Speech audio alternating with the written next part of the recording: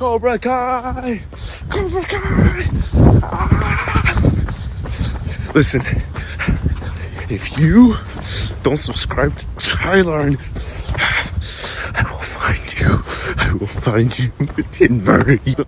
John Kreese is a man I feel like we all love and hate at the same time. With characters like Johnny and Daniel, we see them grow into better versions of themselves as the seasons go on, and sure, they do unlikable things, but at the end of the day, we still love them. And they were never established to be evil. However, this is not the case for Kreese. Ever since his introduction into the series, he was established to be a racist, weird ego-having military madman.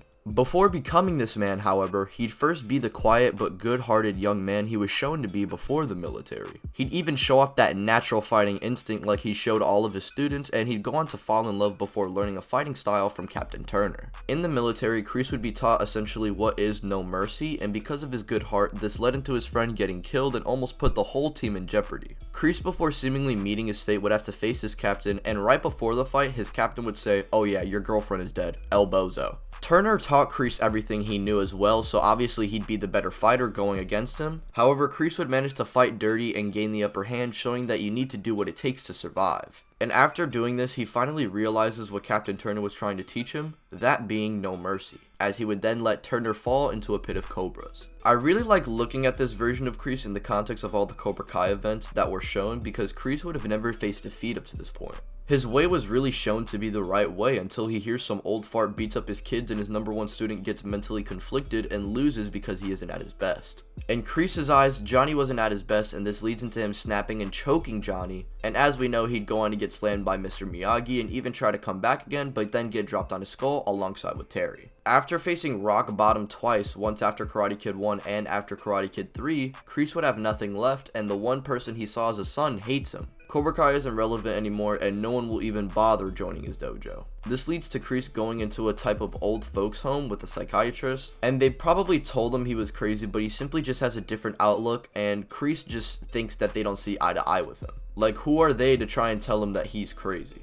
War legit changed his life. Was it for the worse? Maybe, but I'd argue with this experience, he managed to become a much stronger person. And I think that ideology Kreese tries to push onto his students, and it being something he legit went through, goes to show the passion he has for it. Kreese, weirdly enough, with all the context of the events given, did the best he could. But it was always clear ever since this happened, he was never the same man. This leads into him returning to Cobra Kai after hearing they win the All Valley, and seeing his student take over his legacy was something he genuinely was proud of, but he didn't really look at what he did to Johnny.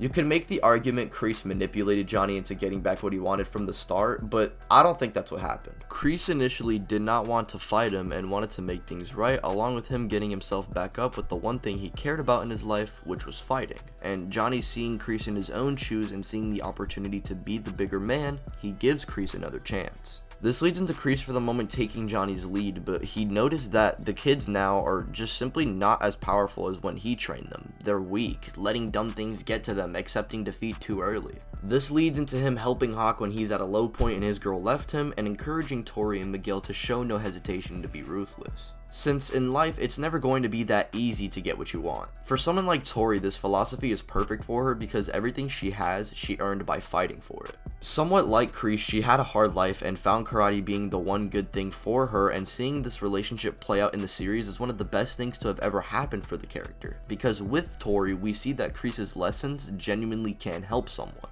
No Mercy was somewhat helping out Cobra Kai until Johnny returned and then kicked Kreese out and basically said that Cobra Kai can sometimes show mercy. However, it was shown, had Miguel used No Mercy, Robbie wouldn't have put him into a coma, and overall the situation would have been better. For this, Johnny loses Cobra Kai because everyone believes No Mercy to be the right way, and in this situation, it is true that Kreese's way would have helped the overall situation, but things still would have been in chaos. The problem with Kreese is that his war outlook in a fighting scenario always seems to be the most optimal, but in any other predicament, the point of view is for sure corrupt or not as good as he thinks it is. Showing No Mercy allowed him to survive, therefore his students need to learn from this. But we see in Cobra Kai that maybe it's not always needed to fight dirty, and maybe having some type of honor intact is the way to keep going.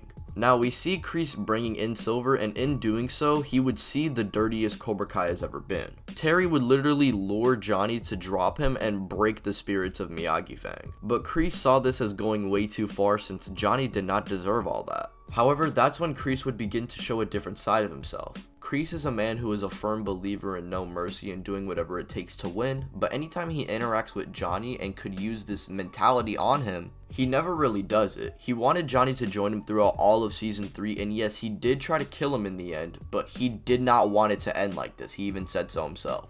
In Kreese's perfect future, Gianni would join him and they would basically own Cobra Kai together. Then in season 4, we see Gianni bringing up how fighting dirty was something he didn't even want to do, and not wanting to repeat this mistake, he'd stop Terry from trying to make Tory fight dirty. I love this as it shows not only Kreese learning from his past mistakes, but it was through the influence of the 2 students he's inspired the most. However, after this, Terry would reveal that he learns that Kreese's weakness is Johnny Lawrence, which makes sense honestly, because anytime he could have cut Johnny off, he doesn't, and was arguably holding back on Johnny in their fight. The first time he made it clear that he did not want to fight him, and as for the second one, Johnny was beating up Kreese for the most part, and it was shown earlier that him and Daniel were relative.